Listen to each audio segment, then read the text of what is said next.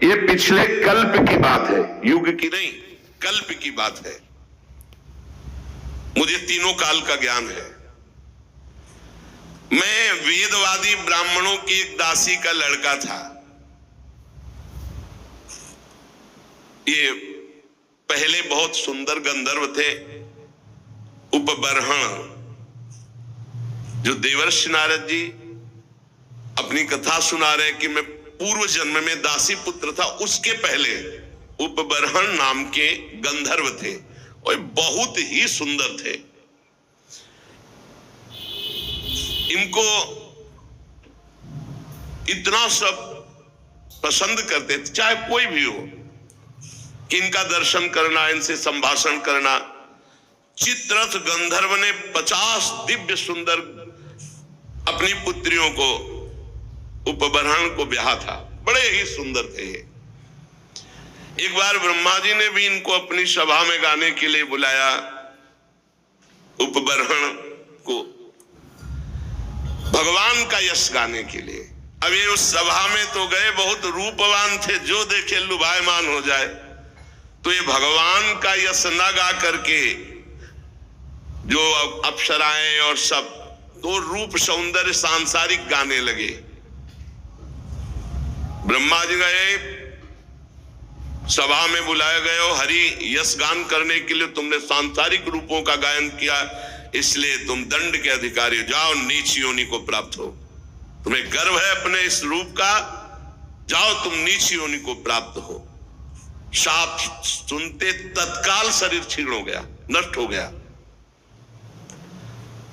और ये कालांतर में द्रुमिल गोप की पत्नी कलावती के गर्भ से प्रकट हुए। किसी कारण से द्रुमिल गोप जब पधार गए तो कलावती इनको एक लेकर, साधु सेवी ब्राह्मण थे, उनके यहां दासी भाव से रहकर इनका पालन पोषण करने लगी। तो वही कह रहे हैं कि मैं पिछले कल्प के अपने पूर्व जीवन में वेदवादी ब्राह्मणों की एक दासी का लड़का था। वर्षा ऋतु में चातुर्मास जैसे चल रहा है तो महात्मा जन एक स्थान पर 4 महीने टिकते, प्रायः ऐसा था। पहले से वो स्थान देख लेते थे कि जहां 4 महीना भिक्षा मिलेगी, और वो 4 महीना वर्षा में एक जगह रहते थे। वो जब देव उत्तिष्ठिनी एकादशी आती है तब फिर सब चातुर्मास पूर्ण करके भ्रमण करते थे। तो ऐसा ही उन ब्राह्मण के यहां चातुर्मास करने बड़े महात्मा जन आए। तो उन ब्राह्मण ने मुझको, मेरी बाल्यावस्था थी, देवर्षि नारद जी कह रहे, उन संतों की सेवा में नियुक्त कर दिया। देखो, संत सभा में अपराध किया, ब्रह्मा जी की सभा संत ही सभा तो है, तो नीची गति को प्राप्त हुए। अब यहां संत सेवा तो सर्वोत्तम गति को प्राप्त होंगे। मुझे संत सेवा में नियुक्त कर दिया गया। ये बड़ा सौभाग्य होता है जब संत सेवा का अवसर मिले, उनके चरण धोने का, उनको परोस के पवाने का, उनकी जूठल पत्तल फेंकने का, उनकी पत्तल से जूठे किनका लेकर बड़ा विषय। जो भगवत प्रेमी महात्मा, ये संसारिक लोग उपहास करेंगे, मत सुनना, ये संसार के रजोगुणी लोग नहीं जानते हैं। बातुल भूत विवश मतवारे, ये ते नहीं बोले वचन विचारे, तिनकर कहा सुने नहीं काना।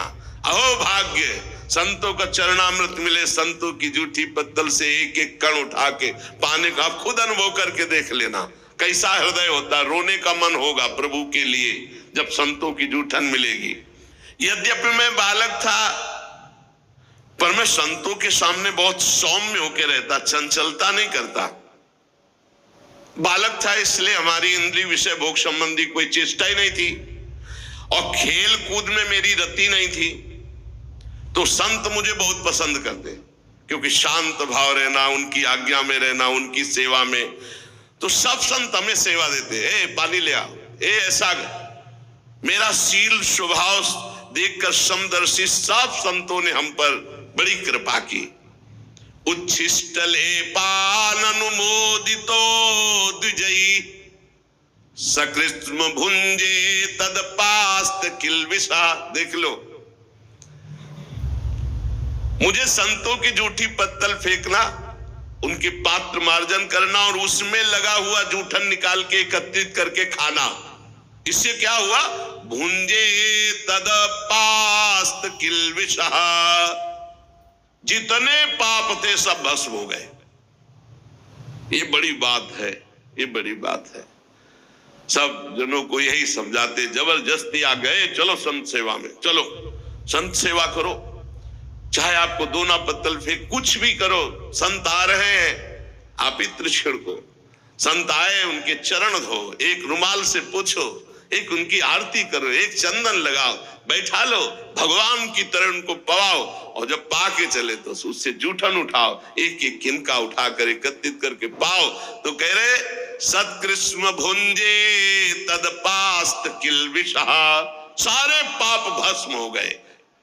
जो बर्तनों में, पात्र में लगी हुई जूठन होती, उसको एकत्रित कर लेता और एकांत में उसे पाता तो भगवान के लिए रोना आता, हृदय से सारे पाप नष्ट हो गए। अब तो रोज यही सौभाग्य मिलता, चातुर्मास्य वर्ष संतों की कथा सुनना, बैठकर उनकी जूठन पाला, उनकी सेवा करना।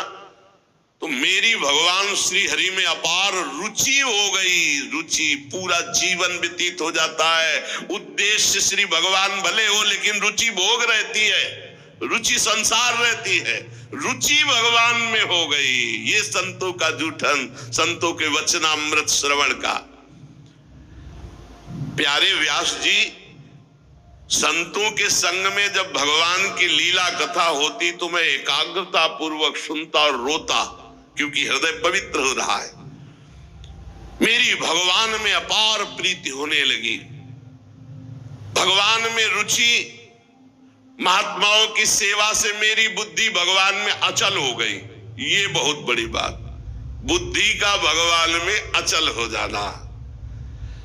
अब उस बुद्धि में शुद्ध ज्ञान जागृत हुआ। बालक ही है अभी, ये संपूर्ण संसार असत है, ये ब्रह्म स्वरूप में कल्पित है, ये सत्य नहीं है, मैं ऐसा देखने लगा। ये बहुत ऊंची स्थिति। इस प्रकार शरद और वर्षा, इन दो ऋतुओं में तीनों समय महात्माओं का चरण धोना, महात्माओं की जूठन पाना, महात्माओं के वस्त्र धोना, उनके पास बैठकर भगवान की चर्चा सुनना, मेरे चित्त से रजोगुण तमोगुण का पूरा नाश और विशुद्ध त्रिगुणातीत भक्ति का प्रादुर्भाव हो गया। तस्यैवं मेनुरक्तस्य प्रसितस्य हतैन सह श्रद्धानस्य बालस्य दान्तस्यानुचरस्य च। मेरा संतों में बड़ा अनुराग हो गया, बड़ी प्रीति हो गई। मैं विनय पूर्वक संतों से यदि कुछ लेना है तो दैन्य, जैसे भगवान को दैन्य प्रिय से संतों से मैं विनय पूर्वक बर्ताव करता। संत जन मेरी श्रद्धा, मेरा संयम, मेरी विनम्रता, आज्ञाकारिता, ये देख करके बहुत प्रसन्न हुए। और जब जाने का समय हुआ तो मैं सब संतों के चरणों में लौटकर रोया कि अब कैसे जीऊंगा। 4 महीने आपका सानिध्य, चरणामृत, वचनामृत, उच्छिष्टामृत। उनमें से जो एक महापुरुष थे वे एकांत ले गए और उन्होंने भगवान के गुरुहितम ज्ञान का हमें उपदेश किया, जिसका उपदेश आगे भगवान ने उद्धव जी को किया है एकादशी स्कंद में। भगवान श्री कृष्ण के माया के प्रभाव को मैं जान गया। अब तो कुछ अच्छा नहीं लगा, कैसे भगवान मिले, कैसे भगवान का दर्शन। सत्य संकल्प व्यास जी पुरुषोत्तम भगवान श्री कृष्ण के प्रति समस्त कर्मों को समर्पित कर देने से और निरंतर भगवान की स्मृति से तीनों तापों का नाश करने वाला